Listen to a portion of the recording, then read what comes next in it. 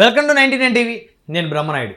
రాజకీయాల్లో విమర్శలు ఉండొచ్చు, కానీ అవి హుందాగా ఉండాలి, హద్దులు దాటి ఉండకూడదు.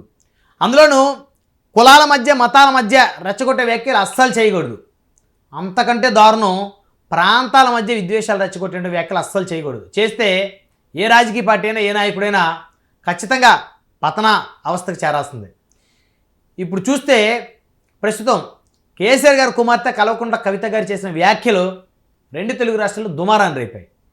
ఆవిడ ఆంధ్రలో బిర్యానీ గురించి మాట్లాడుతూ ఇష్టానుసారంగా ఆవిడ వ్యాఖ్యానించారు. ఒకసారి చూస్తే బీఆర్ఎస్ ఎమ్మెల్సీ కల్వకుంట్ల కవిత గారు ఆంధ్ర బిర్యానీపై చేసిన వ్యాఖ్యలు దుమారాన్ని రేపాయి. పోలవరం బనకచెర్ల అంశాలపై ఆవిడ మీడియాతో మాట్లాడుతూ ఆంధ్రలో బిర్యానీ మనం తింటామా, అయినా ఆ బిర్యానీ ఎలా ఉంటుందో కేసీఆర్ ఎప్పుడో చెప్పాడు కదా అంటూ వ్యాఖ్యానించారు. మిమ్మల్ని ఎవరు తినమన్నారండి ఆంధ్రాలో బిర్యానీ? మీకు ఇంకో విషయం తెలుసా కవిత గారు, హైదరాబాదులో వండేటువంటి బిర్యానీ సగం మంది ఆంధ్రాలో వండుతారు. ఆంధ్ర వాళ్ళే హోటల్స్ ఉన్నాయి సగానికి పైగా. సో కాబట్టి మీరు అనాలోచితంగా ప్రాంతాల మధ్య చిచ్చు పెట్టాలంటే అది మిమ్మల్ని రాజకీయంగా పతనం చేస్తుంది. గతంలో కేసీఆర్ గారు చెప్పలేదన్నారు. ఏం చెప్పారు కేసీఆర్ గారు? ఆంధ్రాలో బిర్యానీ పేడతో పోల్చారు. అంటే మీరు ఎప్పుడు వచ్చి తిన్నారా ఆంధ్రాలో బిర్యానీ? అంటే ఎందుకు ఈ విధంగా ప్రాంతాల మధ్య మీరు విద్వేషాలు రెచ్చగొట్టాలని చూస్తున్నారు? మీకు ఆంధ్ర ఓట్లతోనే కదా మీకు కనీసం ప్రతిపక్ష హోదా దక్కించుకున్నారు, లేకపోతే మీకు ప్రతిపక్ష హోదా వచ్చే పరిస్థితి లేదు. సో ఇప్పుడు అవసరమా కవిత గారు? తెలంగాణ జాగృతి అధ్యక్షురాలుగా ఉన్నారు, ఎమ్మెల్సీగా ఉన్నారు, మాజీ ఎంపీగా పనిచేశారు, కేసీఆర్ గారు కుమార్తె మీరు. పోలవరం బనకచెర్ల ఇష్యూ జరుగుతుంటే ఆ ఇష్యూ మీద మాట్లాడండి. అంతేగాని ఆంధ్ర ప్రజల మనోభావాలను దెబ్బతీసేటువంటి హక్కు మీకు ఎవరిచ్చారు?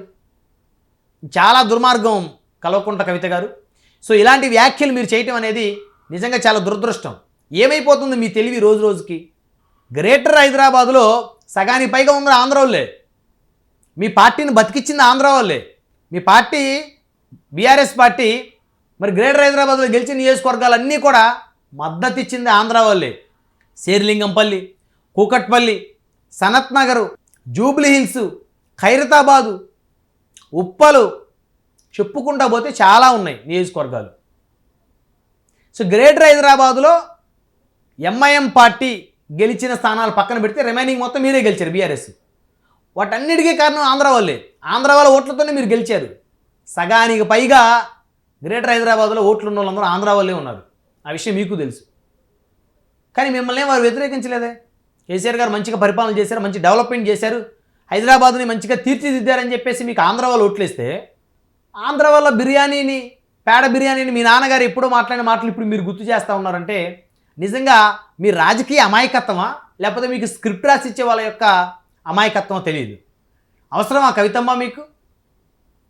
చక్కగా ఏదో పోరాటం చేస్తున్నారు ప్రజల కోసం అంటే ప్రాంతాలను విడదీసి మాట్లాడటం అవసరమా మీకు? బీఆర్ఎస్ అని ఎప్పుడైతే మీరు పెట్టారో ఆ ఫ్లేవర్ మారిపోయింది. టీఆర్ఎస్ అంటే తెలంగాణ రాష్ట్ర సమితి, తెలంగాణ వాదం ఉంది ఆ రోజు. బీఆర్ఎస్ భారతీయ రాష్ట్ర సమితి. మరి మీరు అన్ని రాష్ట్రాల్లో పోటీ చేయాలనుకున్నారు కదా. సో అలాంటప్పుడు మీరు అందరిని కలుపుకొని కదా వెళ్ళాల్సింది. మీకు మద్దతు తెలిపి మీకు అండగా నిలబడినటువంటి ఆంధ్ర వాళ్ళ బిర్యానీ గురించి మీరు మాట్లాడితే వారి మనోభావాలు దెబ్బతినవా? వారు బాధపడతారని ఒక్క నిమిషం కూడా ఆలోచించలేదా? సీనియర్ పొలిటీషియన్ మీరు. ఒకసారి ఎంపీగా 5 సంవత్సరాలు ఎంపీగా పనిచేశారు మీరు. ఇప్పుడు ఎమ్మెల్సీగా ఉన్నారు. మాజీ ముఖ్యమంత్రి కుమార్తె మీరు. పెద్ద పెద్ద చదువులు చదువుకున్నారు మీరు. ఇదేనా మీకు నేర్పిన చదువులు? సరే ఆ రోజంటే తెలంగాణ ఉద్యమం అని చెప్పేసి పోరాటం చేశారు. ఏదో తెలంగాణకు సంబంధించిన హక్కులన్నీ కూడా ఆంధ్ర వాళ్ళు కాలు రాస్తున్నారని చెప్పేసి ఏం సాధించారు మీరు? తెలంగాణ సాధించిన తర్వాత తెలంగాణకు సంబంధించినటువంటి రాజకీయ నాయకులు కోట్లకు పడగలెత్తారు, కానీ ప్రజలు ఏమైనా పడగలెత్తారా? సామాన్య ప్రజలు భేద బిక్కి వారి బతుకులు జీవితాలు ఏమైనా మారాయా? మీరు ఏమైనా మార్చగలిగారా? ప్రాంతాల మీద చిచ్చుపెట్టి రాజకీయంగా మీరు అభివృద్ధి చెందారు, కానీ సామాన్య ప్రజలకు ఒరిగింది ఏం లేదు. ఆ విషయం అందరికీ తెలుసు. ప్రాంతాలకు విడిపోయినా ఆంధ్ర తెలంగాణ అన్నదమ్ములో కలిసి ఉంటున్నారు. సో దాన్ని బ్రేక్ చేయాలనే మీరు? కేసీఆర్ గారు జగన్మోహన్ రెడ్డి గారు కలిసి ఉంటలేదా? అలాగనే చంద్రబాబు నాయుడు గారు రేవంత్ రెడ్డి గారు బాగానే కలిసి ఉంటున్నారు. తప్పేముంది దాంట్లో? అంటే కొట్టుకోవాలా? చంద్రబాబు గారు రేవంత్ రెడ్డి గారు ఇద్దరు కర్రలు తీసుకుని కొట్టుకోవాలా? 2 రాష్ట్రాల్లో కొట్టుకొని ఒక విధ్వంసం చెలరేగాల? అప్పుడు మీకు సంతోషంగా ఉంటుందా? మీరు ఏదైతే ఈ నీటి ప్రాజెక్టులకు సంబంధించిన అంశాలు మీరు ప్రస్తావించండి. ఎమ్మెల్సీగా ఉన్నారు కదా, శాసనమండలికి వెళ్ళి మాట్లాడండి. అక్కడ ఉద్యమాలు చేయండి, నిరసనలు తెలపండి, నిరాహార దీక్షలు చేయండి, ఎవరుతున్నారు మిమ్మల్ని? అంతేగాని ఆంధ్ర వాళ్ళ బిర్యానీ మీద మీరు షటైర్లు వేయటం అది ఎంత ఎంత బాధాకరం. మీ నాన్నగారికి అత్యంత సన్నిహితులు, మీ నాన్నగారిని భుజాల మీద వేసుకొని తిప్పిన వాళ్ళందరూ ఆంధ్ర వాళ్ళే కదా. అంతెందుకు మొన్న జూబ్లీహిల్స్ నియోజకవర్గంలో మీ నాన్నగారు కన్నీళ్ళు పెట్టుకున్నారు మాగంటి గోపీనాథ్ గారు చనిపోతే. ఆయన ఆంధ్ర నుంచి వచ్చినోడే కదా, ఆంధ్ర నుంచి వచ్చి ఇక్కడ స్థిరపడ్డ ఫ్యామిలీ కదా అది. శేర్లింగంపల్లి ఎమ్మెల్యే గారు కానీ. సో వీళ్ళందరూ ఎక్కడి నుంచి వచ్చిన వాళ్ళు? వాళ్ళందరూ మిమ్మల్ని మీ పార్టీలో ఉండటం వల్ల గెలిపించారు కదా. అఫ్కోర్స్ ఇప్పుడు పార్టీలు కొంతమంది అటు ఇటు మారినప్పటికీ కూడా గ్రేటర్ హైదరాబాద్లో బీఆర్ఎస్ పార్టీ మరి ఎంఐఎం సీట్లు మినాయించి మిగతా అన్నీ గెలిచిందంటే దానికి కారణం ఆంధ్ర వాళ్ళే కదా. ఇప్పుడు మీరు ఆంధ్ర వాళ్ళని కూడా తిట్టి ఆ ఓట్లు కూడా పోయేటట్టు చేసుకున్నారు మీరు. అంటే ఆ మాత్రం మీరు ఆలోచించాలి కదా. అంటే ఆంధ్ర వాళ్ళ ఓట్లు మీకు అవసరం లేదు, ఇక గ్రేటర్ హైదరాబాద్లో మీకు వచ్చిన సీట్లు కూడా అవసరం లేదు, ఇక అవి కూడా లేకపోతే మీకు ప్రతిపక్ష హోదా కూడా ఉండదు. నెక్స్ట్ అన్ని నియోజకవర్గాలు ఆంధ్ర వాళ్ళే కదా. గ్రేటర్ హైదరాబాద్లో బలమైన ఓట్ బ్యాంకు వారందరూ మీకే కదా సపోర్ట్ చేసింది. సో కాబట్టి రాజకీయంగా ఎదుగుతున్న వాళ్ళు, రాష్ట్ర స్థాయి నేతలుగా ఉన్నవాళ్ళు, చట్టసభల్లో ఉండేవాళ్ళు ప్రాంతాల మధ్య చిచ్చు పెట్టడం చాలా దుర్మార్గం. ఇది భారతదేశం అండి. విజయవాడలో వచ్చి హైదరాబాద్లో స్థిరపడవచ్చు, హైదరాబాద్లో వచ్చి విజయవాడ గుంటూరులో స్థిరపడవచ్చు. ఇదే పాకిస్తాన్ కాదు. గుంటూరు విజయవాడ నుంచి హైదరాబాద్ రావాలంటే ఎవరు భయపడాల్సిన అవసరం లేదు. ఇదేం పాకిస్తాన్ కాదు. ఎవరైనా ధైర్యంగా స్వేచ్ఛగా తిరగవచ్చు. ఇది భారతదేశం. ఈ దేశం పౌరుడు, ఈ దేశంలో ఎక్కడైనా స్వేచ్ఛగా తిరిగే హక్కు ఉంది. రాజ్యాంగం ఇచ్చిన హక్కు.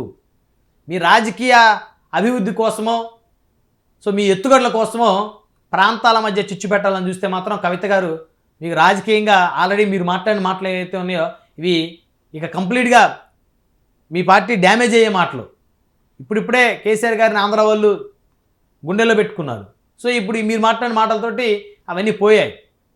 ఆయన అప్పట్లో ఆంధ్ర వాళ్ళని తిట్టడం, ఆంధ్ర బిర్యానీ పేడ బిర్యానీతో పోల్చడం, అప్పుడు ఫస్ట్లో కాస్త వ్యతిరేకత ఉన్నారు ఆయనకి. ఆ తర్వాత మెల్లగా ఆయన ఓన్ చేసుకున్నారు. సో ఇప్పుడు మీరు మాట్లాడి మళ్ళీ అవన్నీ గుర్తు చేసి అంటే ఆంధ్ర వాళ్ళ మీద మీకు ద్వేషము కక్ష ఇంకా ఉన్నాయని చెప్పేసి మీ అంతా మీరే తెలియజెప్పారు. సో కాబట్టి చూడండి మరి ఇంకా రాబోయే రోజుల్లో గ్రేటర్ హైదరాబాద్లో మరి ఆంధ్ర వాళ్ళు మీ పార్టీకి వ్యతిరేకంగా ఓట్లు వేస్తే మీ పరిస్థితి ఎలా ఉంటుందో చూడండి.